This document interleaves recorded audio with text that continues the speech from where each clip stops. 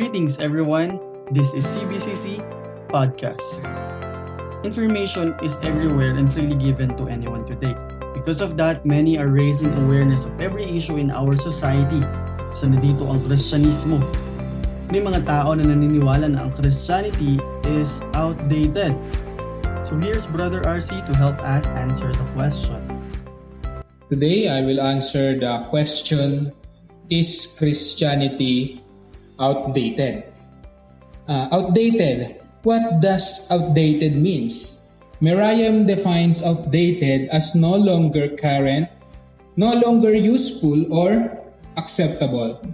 At kagaya ng technology, pag ang isang technology ay outdated na, ang tendency ay it's either i-obsolete or i-upgrade ito para sa mas magandang technology. Mas angkop sa pangangailangan kasalukuyan. At mas kapaki-pakinabang. Ngayon, ang ganitong prinsipyo kung saan ang salitang outdated ay ginamit, pwede ba itong i-apply sa Christianity? Dapat na bang i-upgrade o alisin ang katuruan ng Diyos sa Biblia? Wala na ba sa panahon ang mga utos ng Diyos?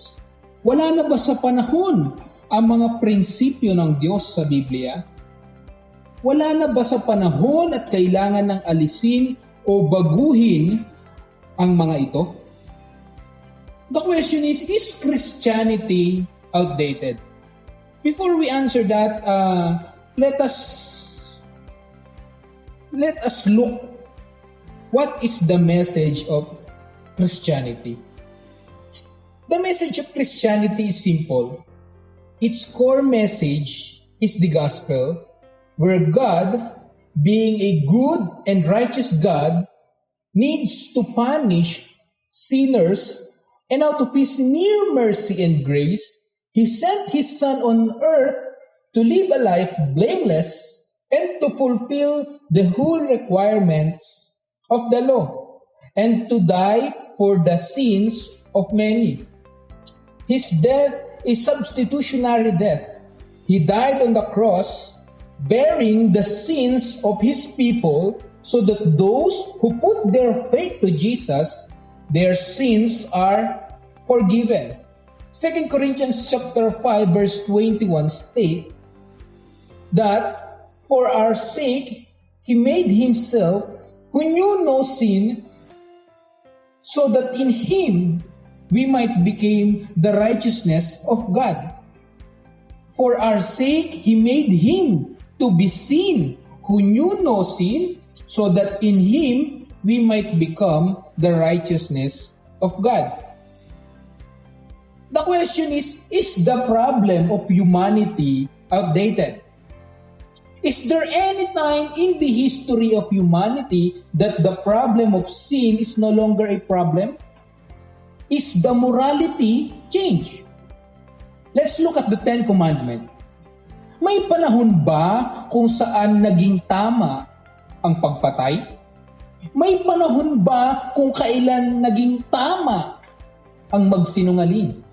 May panahon ba kung kailan naging tama ang mga lunya? May panahon ba kung kailan naging tama ang magnakaw?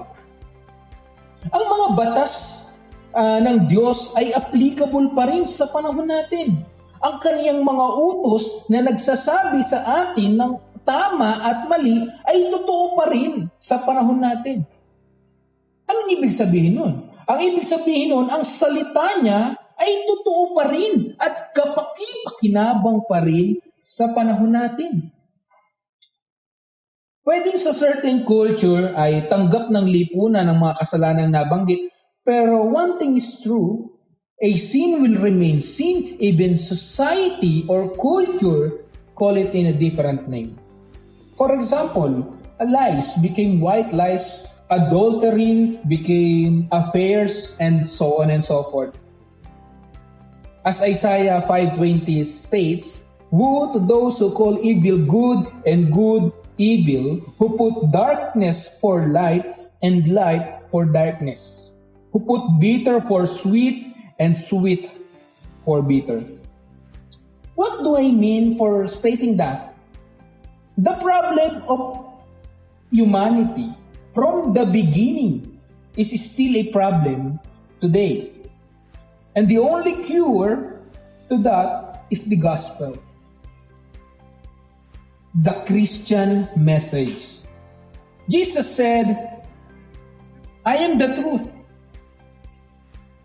He not only claims to know the truth, but stating that He is the truth Himself.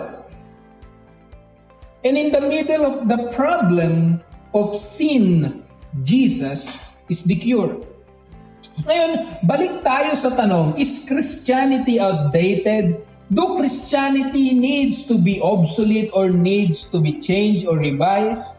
The simple answer is no. Hindi. Dahil ang Kristyanismo lamang ang katotohanan galing sa katotohanan mismo, which is si Jesus.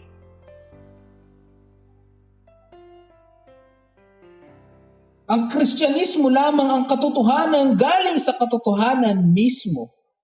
At ang tanging bagay na hindi maglalaon kahit lumaon pa ang panahon. Ang katotohanan na dala-dala ng Panginoong Hesus ay mananatiling totoo kahit lumipas man ang panahon. Dahil ang mangyayari kasi niyan, kung yung katotohanan ay nababago, o ang mangyayari niyan, wala talagang katotohanan. Ang lahat ay kasinungalingan lamang. At hindi ganon ang kiniklaim ng Christianity. Christianity claims to be true, and therefore, it will remain true even the generation and generation passes. Ngayon, kung ikaw sa sarili mo, kagaya ng buong sangkatauhan, problema mo rin ang kasalanan. May paanyaya sa iyo si Kristo. Sabi sa Matthew 11:28-30, Come to me, all you who labor and heavy laden, and I will give you rest.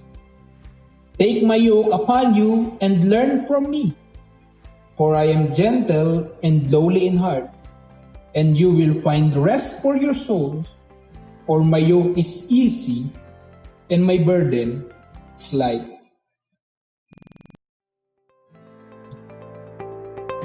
Thank you, Brother RC. That's our episode 2 in CBCC Podcast. For more questions, email us at podcastcbcc@gmail.com. And for more information, please check the description box below. Am I too young for Jesus? That's our next question that we are going to answer.